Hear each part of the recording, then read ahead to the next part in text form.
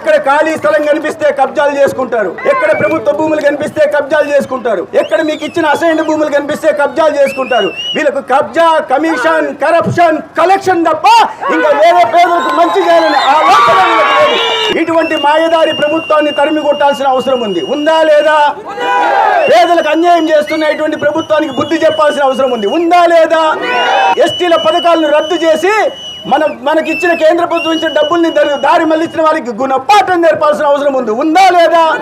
మరి అందరూ సిద్ధమేనా? మరి నిలపాలంటే ఏం చేయాలి? మే 13 ధర్మవరం అసెంబ్లీ నియోజకవర్గంలో సత్యకుమార్కు ఓటేయాలి. ఎవరికి?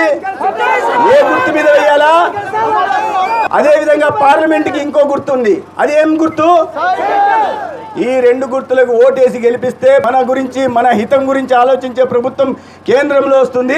మన గురించి, మన అక్క చెల్లెళ్ళ గురించి, మన పిల్లల భవిష్యత్తు గురించి ఆలోచించే ప్రభుత్వం ఎన్డీఏ ప్రభుత్వం రాష్ట్రంలో వస్తుంది. పైన కింద డబుల్ ఇంజన్ సర్కార్ వచ్చి ధర్మవరం కూడా మీరు కోరుకున్న మీ సోదరుడైన సత్యకుమార్ ఇక్కడ గెలిస్తే ట్రిపుల్ ఇంజన్ సర్కార్ వస్తుంది. మన జీవితాల్లో ఖచ్చితంగా మార్పు వస్తుంది. మన గ్రామ సమస్యలు తీరుతాయి. మన ఊరికి ఈ రోడ్డు వస్తుంది. మన ఊర్లో పేదలకు ఇల్లు వస్తాయి. మన ఈ ఊర్లో మనం మంచినీళ్ళు తాగడానికి జల్ జీవన్ మిషన్ ద్వారా కుళాయి ద్వారా ఇంటింటికి నీటి కనెక్షన్ వస్తుంది. పిల్లలకు ఉద్యోగ ఉపాధి అవకాశాలు కలిగిస్తాయి.